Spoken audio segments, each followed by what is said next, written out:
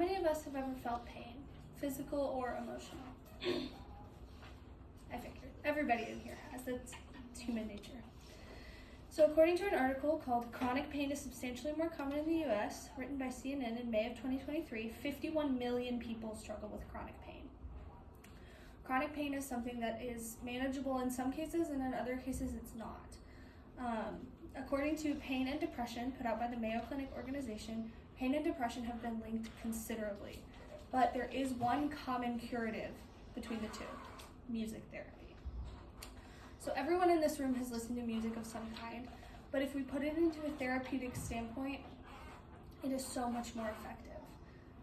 According to Effects of Music Therapy Combined with Progressive Muscle Relaxation on Anxiety and Depression Symptoms, that's a mouthful, from October 2023, music therapy is a mind-body practice that aims to help health, mental and physical.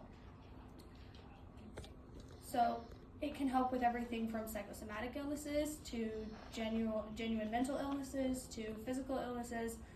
It can help create peace in the mind and body, and it is very effective. As someone who struggles with a wide variety of mental health issues, music has been a great therapy for me, not in a clinical standpoint, but just as something I can do for myself. We will get into clinical music therapy though. Music therapy has been proven to relieve negative moods, relax muscles, and alleviate individuals from anxiety and depression through progressive muscle relaxation, or PMR. In this speech, I will discuss what progressive muscle relaxation is, how audiological therapy has helped patients, and how this will change science in the future. Progressive muscle relaxation is a source of relaxation. It targets 16 main muscle groups and manually contracts them and helps them calm themselves.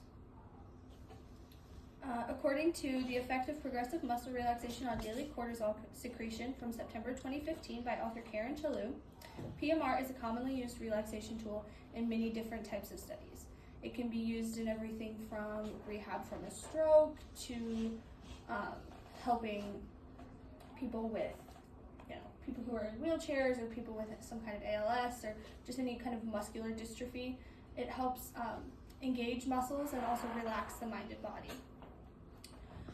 Cortisol is a chemical that is related to anxiety. So if anyone in this room has ever had an anxiety attack, that is because your cortisol level is uncommonly high or low.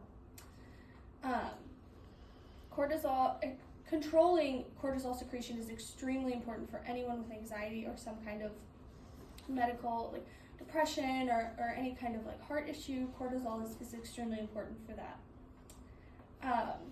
Progressive muscle relaxation used in congruence with music therapy has been extremely effective, especially in group sessions. So when we think about muscle relaxation, we need to also be thinking about music therapy and how the two tie together. Now that we've established the basics of PMR, now let's talk about how they work together. How is music therapy being received by patients?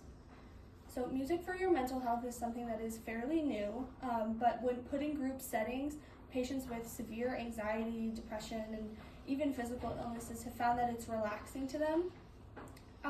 It doesn't make a clinical difference as far as if you break your arm, music isn't going to heal your arm faster, but it helps soothe the mind and the heart, and when your mind and heart are at peace, your body heals faster.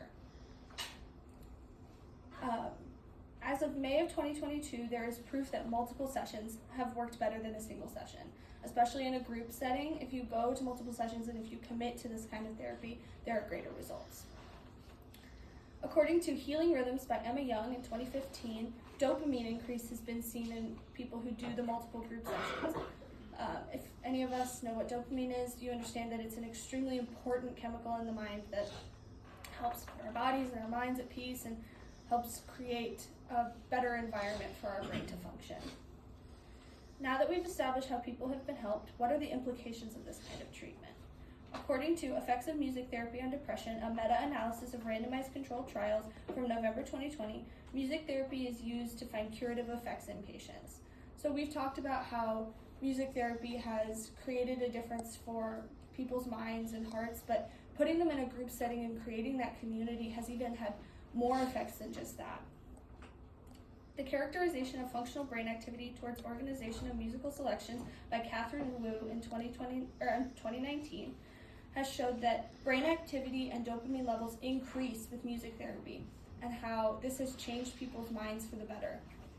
This is a non-invasive type of therapy that can be very helpful for people who are reluctant to classic therapy or even like a clinical type of muscular therapy. PMR and music therapy are very non-invasive, very easy to achieve, more affordable than an MRI or any kind of thing like that, and so it is more accessible. Music therapy is a widespread and easily accessible thing to do. In this speech we've talked about the impact of PMR, how music therapy helps with mental health patients, and how it will help people everywhere. This kind of therapy has helped and will help many, but it needs more funding. This needs to be something that's talked about. I appreciate your time.